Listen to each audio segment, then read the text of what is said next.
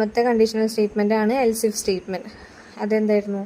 If രണ്ടിലധികം അല്ലെങ്കിൽ ഒന്നിലധികം conditions നമുക്ക് ചെക്ക് ചെയ്യേണ്ടി വരുമ്പോഴാണ് എൽസ് ഇഫ് യൂസ് ചെയ്യുക. ഇഫിൽ നമ്മളൊരു കണ്ടീഷൻ നോക്കി, നെക്സ്റ്റ് നമുക്ക് വീണ്ടും ഒരു കണ്ടീഷൻ ചെക്ക് ചെയ്യേണ്ടതുണ്ട്, വീണ്ടും കണ്ടീഷൻ ചെക്ക് ചെയ്യേണ്ടതുണ്ട്. അപ്പോഴാണ് നമ്മൾ എൽസ് ഇഫിൻ്റെ യൂസ് വരുന്നത്.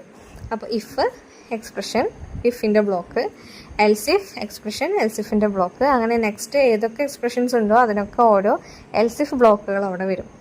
ലാസ്റ്റ് ഒരു എൽസ് ബ്ലോക്ക് ഉണ്ടാവും. അതായത് ഒറ്റ ഇഫിൻ്റെയും ബ്ലോക്കുകൾ വർക്ക് ചെയ്തില്ല എന്നുണ്ടെങ്കിൽ ലാസ്റ്റുള്ള എൽസ് ആയിരിക്കും വർക്ക് ആവുക. അപ്പോൾ അതിൻ്റെയും എക്സാമ്പിൾ തന്നിട്ടുണ്ട്. Find the biggest of 2 numbers എന്ന് പറഞ്ഞിട്ട് തന്നിട്ടുണ്ട്. ഇനിയുള്ളതാണ് സ്വിച്ച് സ്റ്റേറ്റ്മെൻറ്റ്. ഇഫിൽ നിന്നും കുറച്ചുകൂടി വ്യത്യാസമായിട്ടുള്ള സിൻടാക്സ് ആണുള്ളത്. അതായത് കേസുകളായിട്ടായിരിക്കും നമ്മളിവിടെ ചെക്ക് ചെയ്യുക. ഇപ്പോൾ ഓരോ സ്റ്റേറ്റ്മെൻറ്റുകൾ കേസ് 1 ട്രൂ ആണോ, കേസ് 2 ട്രൂ ആണോ, എൽസ് ഇഫ് പോലെ തന്നെ ഒന്നിലധികം കണ്ടീഷൻസ് വരുമ്പോഴാണ് സ്വിച്ച് എക്സ്പ്രഷൻ നമ്മൾ യൂസ് ചെയ്യണത്. ഇവിടെ തന്നിട്ടുണ്ട് സിൻടാക്സ് സ്വിച്ച് എക്സ്പ്രഷൻ.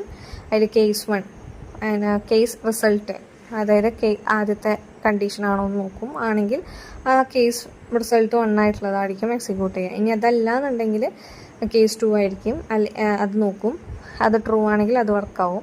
അങ്ങനെ നോക്കി ഓരോ കേസിൻ്റെയും താഴെ ബ്രേക്ക് എന്ന് പറയുന്ന സ്റ്റേറ്റ്മെൻറ്റ് നമ്മൾ യൂസ് ചെയ്യും. ഈ എൽസ് ഇഫിൽ ലാസ്റ്റ് എൽസ് ഉള്ള പോലെ സ്വിച്ചിൽ ലാസ്റ്റ് ഡീഫോൾട്ട് ഉണ്ടാവും. അതായത് ഒരു കേസും അവിടെ വർക്കായില്ലെങ്കിൽ നമുക്ക് എന്താണ് പ്രിൻ്റ് ചെയ്യേണ്ടത്, എൽസ് പോലെ. അപ്പോൾ അങ്ങനെ നിൽക്കുന്ന ഒരാളാണ് സ്വിച്ച് എന്ന് പറയുന്ന സ്റ്റേറ്റ്മെൻറ്റിൽ ഡീഫോൾട്ട് എന്ന് പറയുന്ന കീവേഡ്. അപ്പോൾ അതിൻ്റെ ഒരു എക്സാമ്പിൾ തന്നിട്ടുണ്ട്. Print A number from 1 to 3 in words. 1 മുതൽ 3 വരെ വേർഡ്സിൽ ഡിസ്പ്ലേ ചെയ്യാനായിട്ടുള്ളത് തന്നിട്ടുണ്ട്.